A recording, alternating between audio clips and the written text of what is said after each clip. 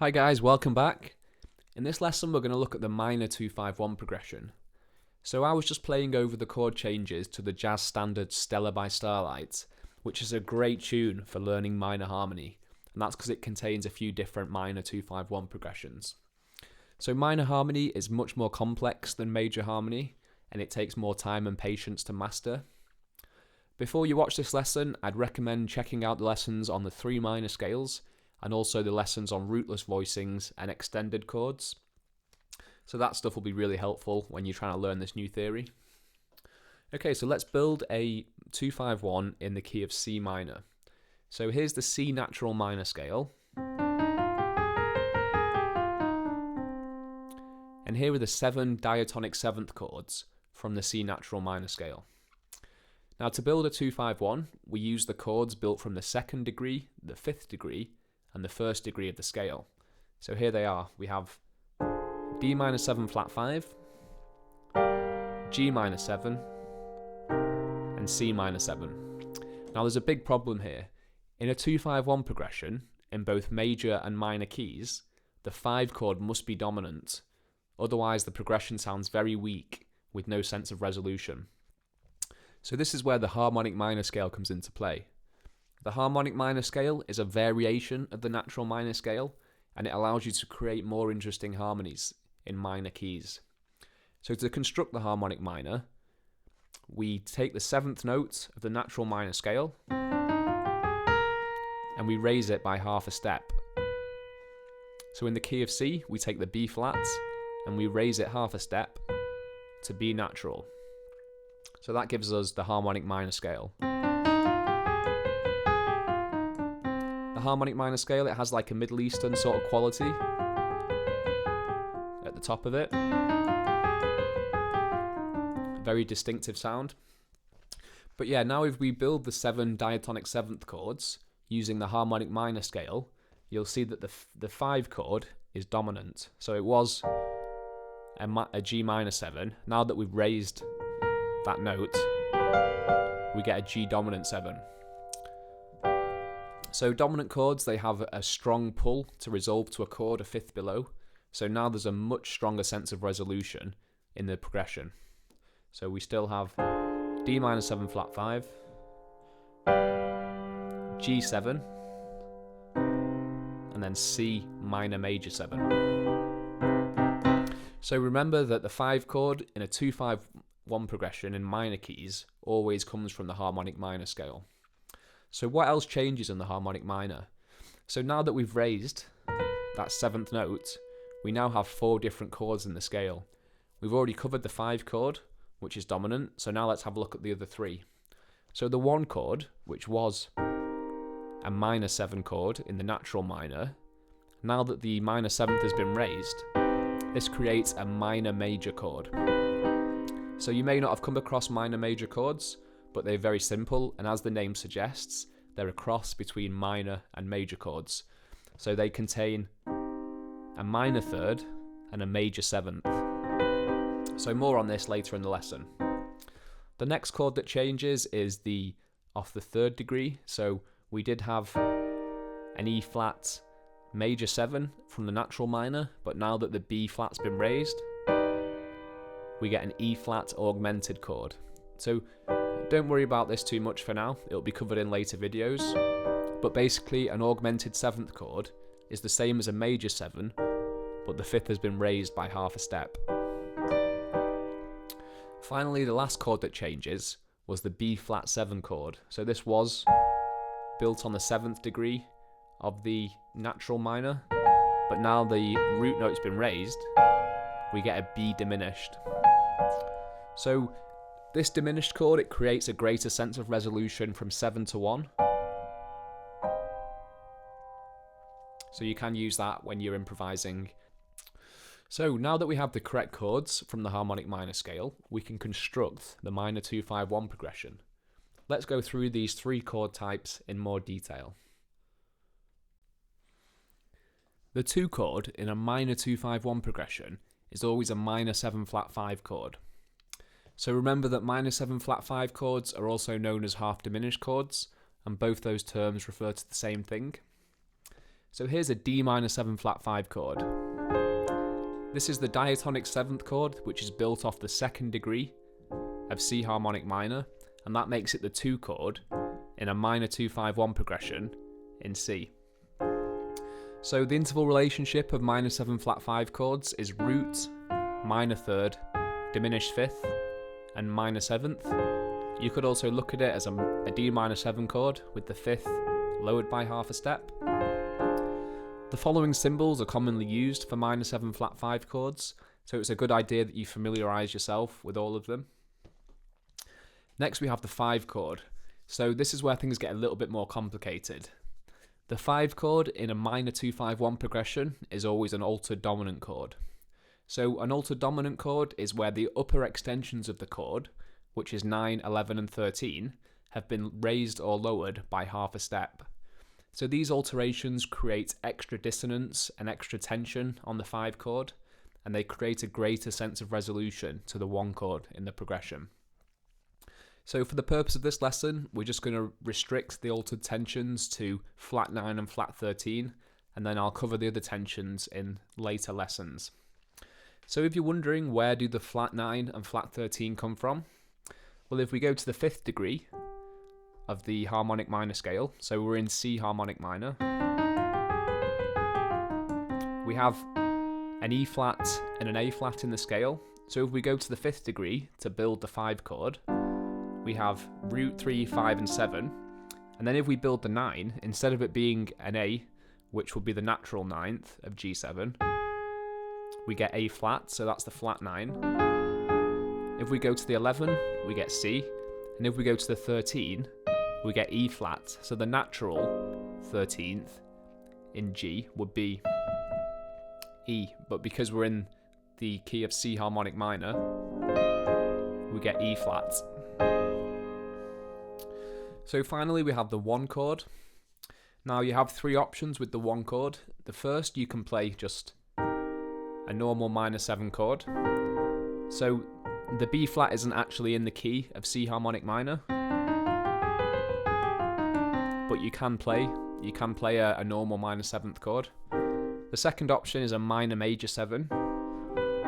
So this is the diatonic 7th chord built off the 1st degree of C harmonic minor. It contains the root, the minor 3rd, the 5th, and the major 7th. It's quite a strange sounding chord. And the final option you have is a minor 6th chord. So here we have the root, the 3rd, the 5th, and the 6th. Again, the A natural isn't in the key of C harmonic minor. You have an A flat in there, but you can play it as the 1 chord.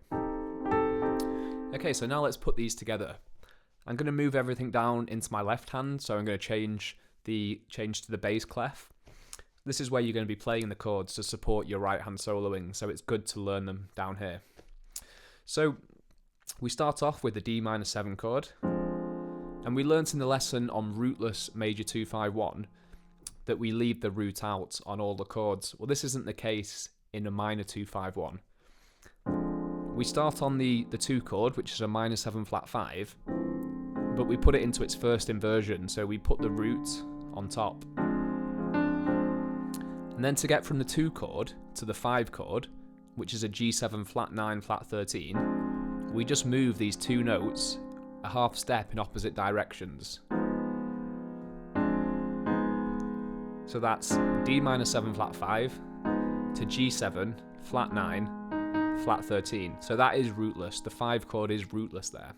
And if we look what's happening, it's the same rules that apply in a major 2-5-1 progression. The 7th of the 2 chord, which is C, falls by half a step to become the 3rd of G7, and then the root of D moves up half a step to become the flat 13. And then to get from the G7 flat 9 flat 13 to the 1 chord, we can play either of the options I gave you. So you can move down to a rootless C minor 7, or you could go to D minor 7, G7 flat 9 flat 13 to a rootless minor major chord for C minor. So you do have a few options there.